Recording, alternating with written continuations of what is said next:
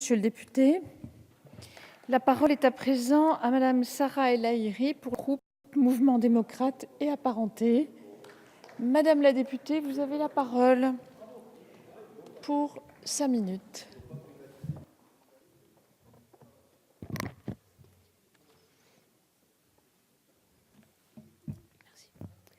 Madame la Présidente, Monsieur le Ministre, mes chers collègues, le secteur économique du jeu et de hasard, c'est près de 45 milliards de chiffre d'affaires, plus de 3 milliards de taxes et d'impôts et plusieurs dizaines de milliers d'emplois directs et indirects.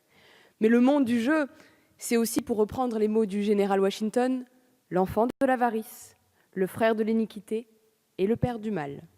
En effet, le monde du jeu, ce sont aussi environ 850 000 personnes souffrant à des degrés divers d'une addiction au jeu, mais aussi des risques de blanchiment d'argent et de financement du crime organisé, qui ont conduit à un principe général d'interdiction, justifié par des nécessités d'ordre public, assorti de quelques dérogations. Notre groupe salue le travail qui a été effectué au sein du comité d'évaluation et de contrôle des politiques publiques, tant pour la qualité du rapport d'information que pour son évaluation, riche en enseignements, malgré le délai court, 8 mois, qui l'ont séparé de ce rapport. En matière d'harmonisation des obligations relatives à la lutte contre le blanchiment d'argent, les recommandations du rapport ont été suivies et sont appliquées ou en cours d'application. Au cœur des préoccupations d'ordre public, cet axe doit faire l'objet d'une vigilance de tous les instants, et nous y reviendrons. Les enjeux de santé publique doivent faire l'objet d'une attention bien particulière.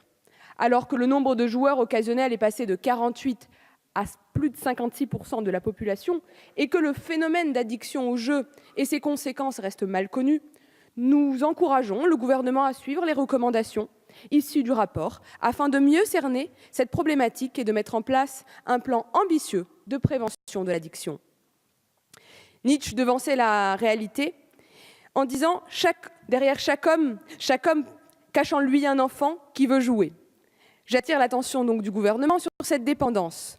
Cette dépendance, surtout pour certains jeunes. La facilité d'accès aux jeux via Internet a fait sauter les garde-fous qui existaient auparavant et qui permettaient à la jeunesse d'être mieux protégée du risque de la dépendance aux jeux. La préservation des paris sportifs, des manipulations des manifestations sportives est quant à elle désormais satisfaite par la loi du 1er mars 2017 et requiert un régime de sanctions dissuasif et adapté. Face à l'évolution des modes de consommation des jeux, l'objectif de veille au développement équilibré des différentes catégories de jeux n'est pas aisé et nécessite de faire des choix en la matière, éventuellement sous perfusion d'argent public, des jeux en perte de vitesse ou l'accompagnement de la reconversion des filières concernées. À ce titre, et dans la suite des débats qui ont eu lieu dans le cadre du budget 2018, notre groupe souhaite participer aux travaux de réflexion relatifs à la fiscalité des jeux d'argent et de hasard, et plus particulièrement à la question de la définition de l'assiette taxée. Enfin, notre groupe souhaite attirer l'attention du gouvernement sur l'importance de préparer un plan complet de renouvellement de la gouvernance et des modes d'intervention de la régulation des jeux d'argent et de hasard, en s'inspirant des conclusions du rapport du 8 février.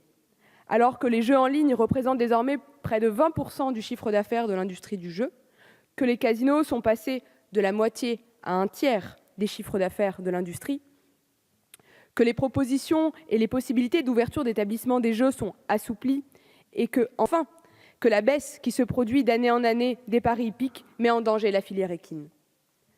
La gouvernance et la régulation sont éclatées entre 3 ministères, Monsieur le Ministre, et une autorité, rendant l'objectif de pilotage global et de cohérence difficilement atteignable.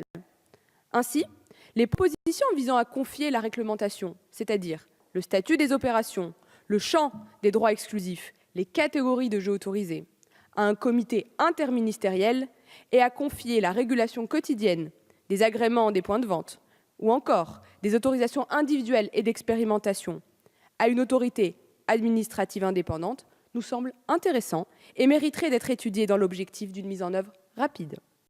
Notre groupe restera extrêmement attentif quant aux conclusions des futures évaluations sur ce sujet et est prêt évidemment à participer aux travaux de rénovation de cette gouvernance et de la fiscalité des jeux d'argent et de hasard. Et pour conclure, j'insiste sur la qualité du travail des rapporteurs que je remercie en particulier. Je vous remercie. Merci Madame la députée.